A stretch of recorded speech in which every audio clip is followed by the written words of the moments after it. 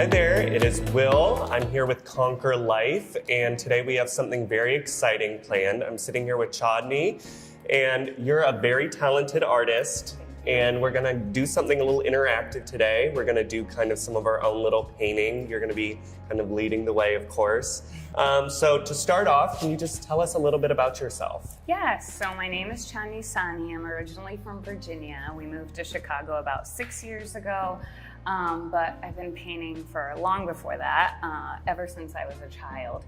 And for me, how I got started was just pain, grief, a lot of emotions, and looking for a way to deal with that. And I think for me, it started very young to do things with my hands, whether it was Play-Doh or just moving my hands in sand. It was doing things with my hands that still now feels very, very therapeutic. And as a child, I didn't know that. And colors made me feel like I could express myself in a different way.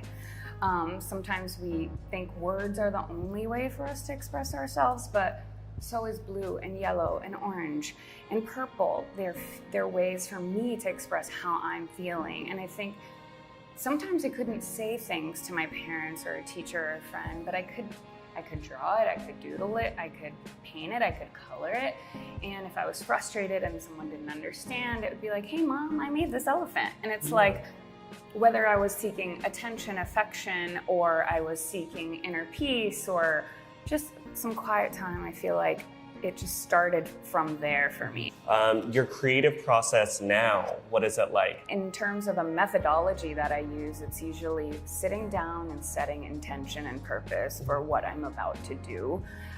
Whether it's, hey, I need a break from my day, I want to connect with myself, I want to connect with the universe, or I just don't want any expectations right now and I just want to be here with my paintbrush and my paint.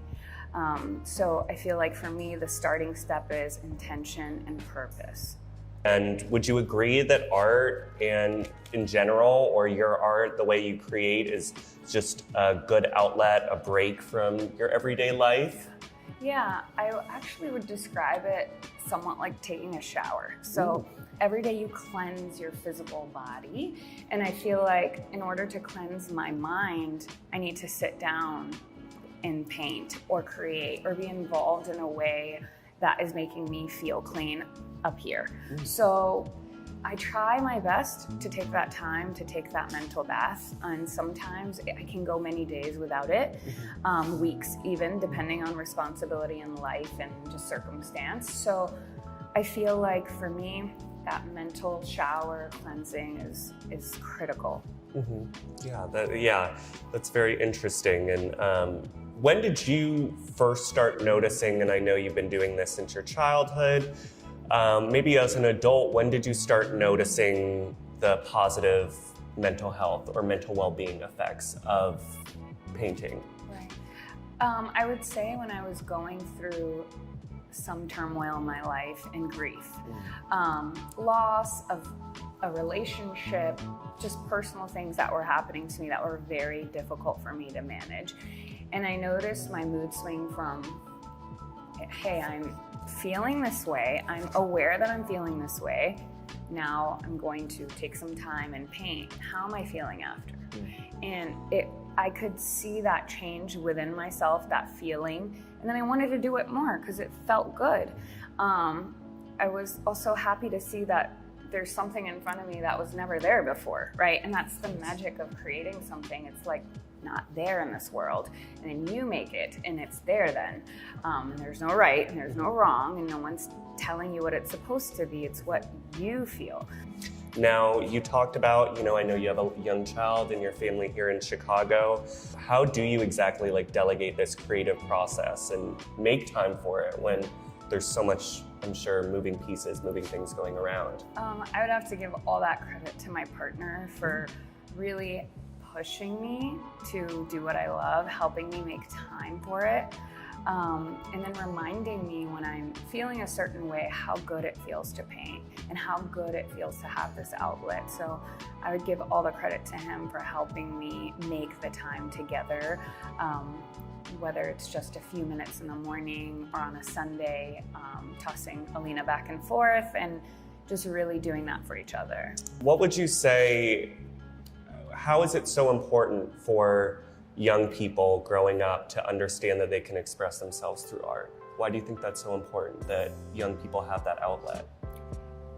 I think it's crucial because it's just a language, a secret language that once you tap into it, literally you're going to feel joy. Sure. And it's joyful. So I feel like right now with so much going on outside, we need something inside for us to lean on, to focus in on, to know that is ours, regardless of what we're going through. So for younger children, I think that they need to develop a confidence that they have something that they can lean in on. If no one is listening to them, if they're using verbal language, this piece of paper and this piece of work is going to live forever.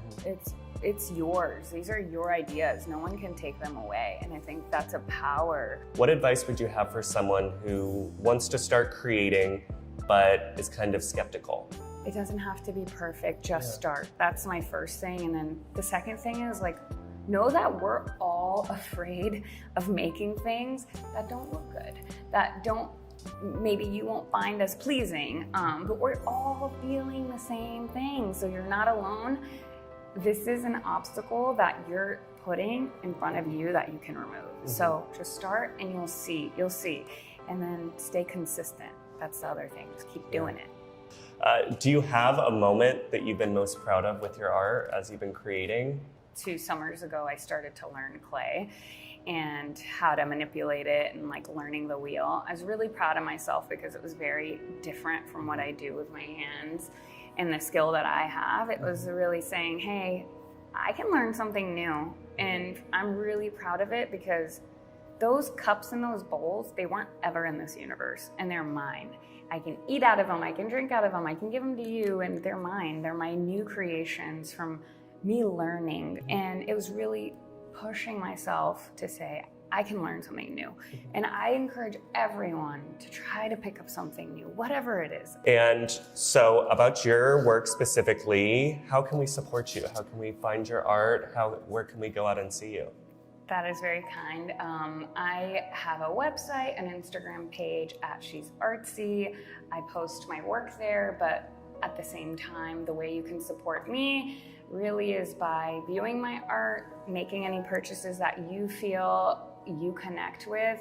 And these purchases, 100% donations go to different foundations that I choose each year.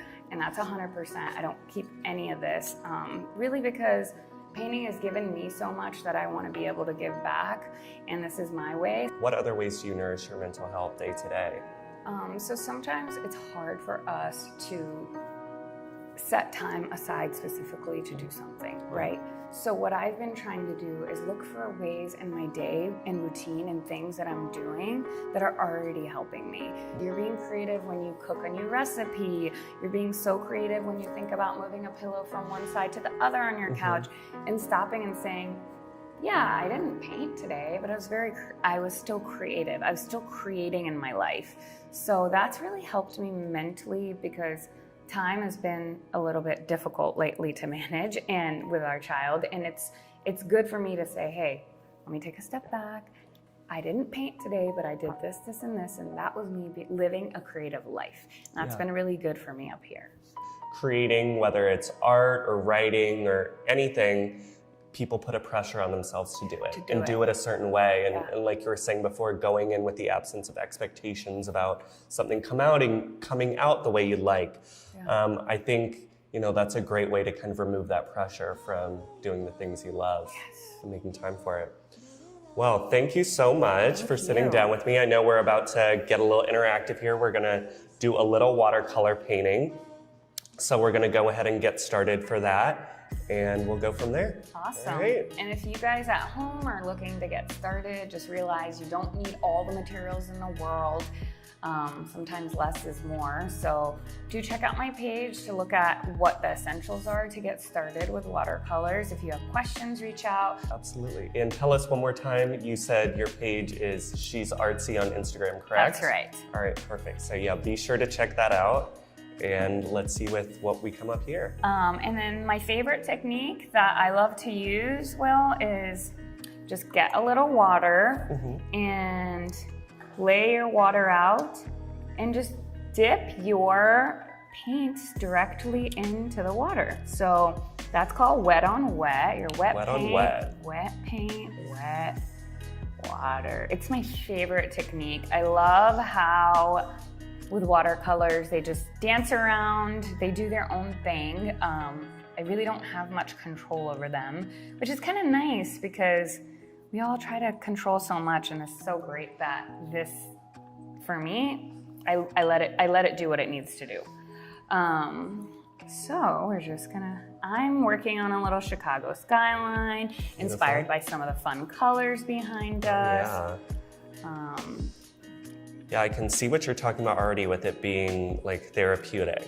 I was always growing up, like in class and in school, I was always big into like doodling. It was very hard for me always to like focus on everything. So on all of my papers, on everything, I would have like doodles on it. I found it to be a way to keep my mind kind of like occupied in a way. Yeah. So I definitely can see the joy in doing this too, and just having something come to life on paper or whatever it is you're creating on. So do you have a piece of art that you've created that's your absolute favorite that you've done?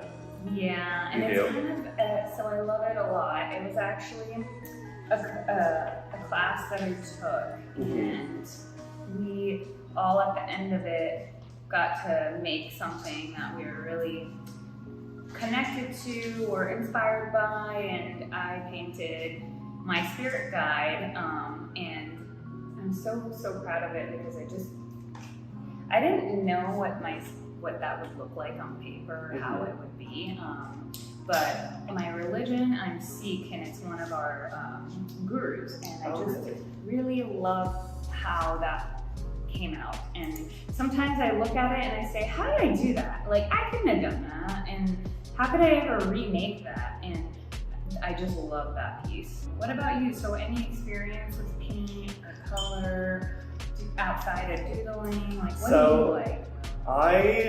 I would say I grew up and I had an interest in drawing, but it goes back to kind of what you were saying before with, expectations. I remember in high school, really liking drawing, but being very hard on myself for drawing something and comparing it to other people in the class, and just not thinking it looked a certain way, comparing myself to others. So I always had an interest in creating, whether it was writing or that, but that I've always remembered I really liked I found it always very therapeutic, drawing and painting too, but painting's a little newer to me. Yeah. So it's fun to go back to some of these things too that we're taught when we're younger, and then as adults we can go back to it and really see more clearly everything that goes into it and why it's so important to teach people the benefits of it. Okay. Yeah. I love that. The beautiful thing about artwork is it continues to help you keep feeling every time you look at it. So once we finish this piece, have it for me to remember this moment with you, that we created this together in this room, and you'll look at this and think and feel something. So I think that's something that we have to be reminded that although we feel it here while we're creating, art has the power to help us continue to take that good feeling, right? So you notice people will put a painting in their house because why it makes them feel a certain way. It encourages that energy to return. So these are returning energy pieces for me. Yeah, I love that. I haven't thought about it that way, but yeah, this will definitely be a way to be taken back to this experience by taking a look at this. Yes. Yeah. Well, thank you all for joining us in this painting session. Thank you. I really appreciate it. Grateful. Yeah, I'm grateful too. This was a lot of fun. We'll have to check you out on Instagram at She's Artsy, and yeah, stay in touch with us on our app and on social media, and we'll see you next time. Bye. Bye. When I finally decided to hang it up, I had to reach out to some people. and get some accountability threads strung. You know, as far as like for me, it was my kid sister, a person that I honestly, she didn't talk to me for 2 years of my alcoholism because I was so, it was like hurting her so much to watch, which I found so powerful at that time, you know, her creation of boundaries. But at the same time, you know, so when I got sober, I knew that that was a person who had my highest spiritual and personal and mental growth and awareness at hand. So honestly, that's what I'll say is my best advice. When you start reaching out to the people in your sobriety for